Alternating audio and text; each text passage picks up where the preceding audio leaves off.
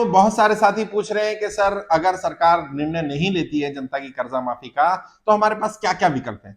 साथियों, मैंने पहले भी बताया था हमारे पास अभी बहुत सारे विकल्प बाकी हैं। जैसा हमारी लीगल टीम ने तय किया है कि सरकार अगर निर्णय नहीं ले रही है, सरकार जवाब नहीं दे रही है, तो हम सुप्रीम कोर्ट में जाएंगे, पीआईएल लगाएंगे और हमने तय किया है 10 लाख संख्या हो जाने पर सुप्रीम कोर्ट में पीआईएल लगाई जाएगी और सुप्रीम कोर्ट में मांग की जाएगी कि सरकार सुप्रीम कोर्ट में आकर के जवाब दे कि क्या सरकार जनता की कर्जा माफी का निर्णय ले रही है या नहीं ले रही है। और सरकार को क्लियर करना पड़ेगा। अगर सरकार कहती है निर्णय नहीं ले रही है तो ये बात जनता के बीच में जाकर के बताई जाएगी और फिर जनता तय करेगी कि वो सरकार जो जनता की कर्जा माफी का निर्णय नहीं ले रही, जो सरकार जनता के साथ नहीं है, क्या उस जनता को सरकार का साथ देना चाहिए या नहीं देना चाहिए, ये बात जनता तय करेगी।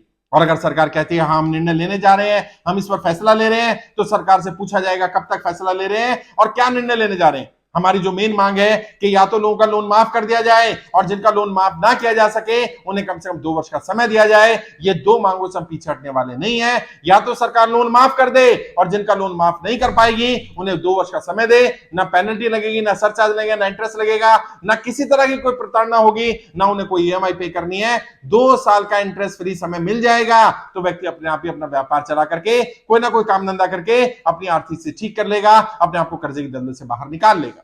अब सरकार के ऊपर है। हमारे पास तो ये फैसला है। और अगर सरकार सुप्रीम कोर्ट में भी नहीं आती है, वैसे तो सुप्रीम कोर्ट में पीआई लगाने के बाद सुप्रीम कोर्ट निर्णय देगा कि सरकार इस पर जवाब दे, सरकार को आना ही पड़ेगा। लेकिन अगर सरकार विरोध करेगी तो हम जनता के बीच में जाएंगे और हमने जैसे पहले तय किया था हर लोकसभा में डेलीगेशन तैयार किया जा रहा है, हर लोकसभा के सांसद के पास जाएंगे, उनसे पूछेंगे और वो लोग अगर जवाब देंगे समर्थन में तो हम उनका साथ देंगे और अगर वो विरोध करेंगे तो फिर जनता को कहा जाएगा इनका भी विरोध करिए। ये सांसद आपका प्रतिनिधि होने के बाद भी आपकी आवाज नहीं उठाना चाहता है। अब ये चलने वाला नहीं है। जनता को बहुत ज्यादा परेशान कर दिया गया है, बहुत बार प्रताड़ित कर लिया गया, बहुत बार दबा करके रखा गया। अब जनता दबने वाली नहीं है।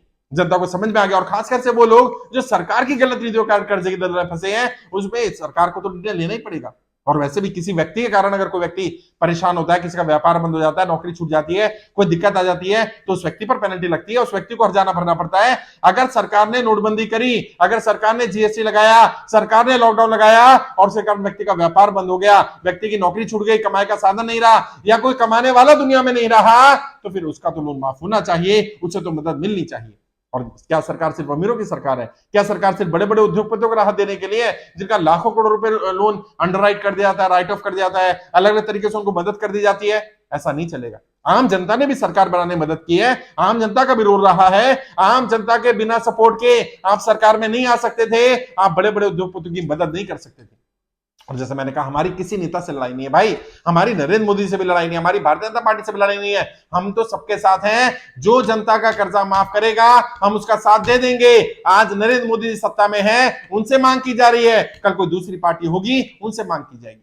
जनता का कर्जा माफ करना पड़ेगा और कोई विकल्प नहीं है। और जो लोग मुझे सुन रहे हैं मैं उनसे पूछना चाहता हूं कि क्या अगर सरकार जनता कर्जा माफ ना करे तो क्या तब भी हमें सरकार का साथ देना चाहिए, तब भी हमें इनका सपोर्ट करना चाहिए या इनका विरोध करना चाहिए? है विरोध करना चाहिए ना। हम विरोध करेंगे इनका, हम इनके खिलाफ जाएंगे ताकि इन्हें पता चल जाए कि अब जनता हमारे खिलाफ आएगी। और जब मैं पॉलिटिकल ट्रेनर हूं, मैं जानता हूं जब नेताओं को ये लगने लगता है कि जनता हमारे खिलाफ आ रही है, आ सकती है, जनता का मूड हमारे खिलाफ हो रहा है, तब ये दबाव में काम करते हैं, तभी हमारी फेवर में निर्णय लेंगे। लेना ही पड़ेगा साहब, और कोई विकल्प नहीं है। और हमारी मांग कोई नाजायज मांग नहीं है, हमारी जायज मांग है। जो व्यक्ति दुनिया में नहीं रहा, जो व्यक्ति का कमाने वाला नहीं रहा, बच्चों के सर से साया चला गया, छोटे छोटे बच्चे हैं और उन्हें घर से निकाला जा रहा है, उनके सर से छत छीनी जा रही है, ये नाजायज है, ये नाइंसाफी है, ये अन्याय है, ये अत्याचार है। और इस अन्याय अत्याचार के खिलाफ हम बोलेंगे, बोलना पड़ेगा, इसको स्वीकार नहीं किया जा सकता। मैं आपसे पूछना चाहता हूं, जिसका कमाने वाला नहीं रहा, जिसके छोटे छोटे बच्चे हैं, जिसका इंश्योरेंस होना चाहिए था, बैंक ने उसका इंश्योरेंस नहीं करा या गलत इंश्योरेंस कर दिया, उसको बेनिफिट नहीं दिया जा रहा और आज बैंक उसका घर कब्जा कर रहा है, ऑक्शन कर रहा है, उसके बच्चों को घर से निकाल रहा है, बच्चों के सर से पिता का साया चला गया, अब घर से बच्चों के सर से छत छीनी जा रही है। क्या ये गलत है या नहीं है? क्या ये रुकना चाहिए कि नहीं रुकना चाहिए? यही हमारी मांग है।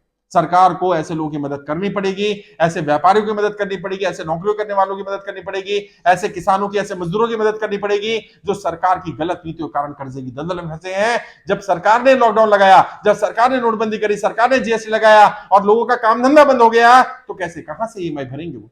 सरकार को मदद करनी पड़ेगी, सरकार को राहत देनी पड़ेगी। हमारे पास मल्टीपल ऑप्शंस हैं, या तो सुप्रीम कोर्ट में सरकार निर्णय ले लेगी, अगर सरकार इसके विरोध में निर्णय लेगी हम सरकार का विरोध करेंगे, ग्राउंड पर उतरेंगे। जो नेता जो सांसद सरकार के समर्थन इस मुद्दे का समर्थन करेंगे कर्जा माफी का, हम उनका साथ देंगे, और जो सरकार के नेता सरकार के सांसद इसका विरोध करेंगे हम इन नेताओं का भी विरोध करेंगे, इन सांसदों का भी विरोध करेंगे, जरूरत पड़ेगी उनके खिलाफ उम्मीदवार भी उतारेंगे, इन्हें चुनाव में हराएंगे ताकि इन्हें पता चल जाए कि जनता को दबाया नहीं जा सकता।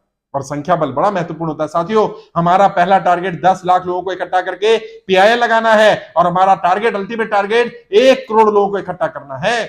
और ये 1 करोड़ लोग नहीं है, ये 1 करोड़ परिवार है, और एक परिवार 10 परिवारों से टच में रहता है, यानी 10 करोड़ परिवार होंगे और हर परिवार में 4 वोट होती है, 40 करोड़ वोट होंगी।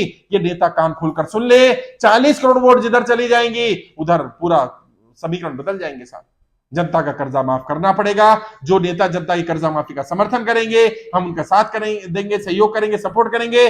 जो नहीं देंगे हम उनका विरोध करेंगे। और सुप्रीम कोर्ट में तो सरकार को आना पड़ेगा, सरकार को बताना पड़ेगा सरकार निर्णय लेने जा रही है कि नहीं लेने जा रही है, लेने जा रही तो कब लेने जा रही है, नहीं लेने जा रही तो क्यों नहीं लेने जा रही है। ये सारी बातें सुप्रीम कोर्ट में आकर बतानी पड़ेगी, अपना निर्णय देना पड़ेगा।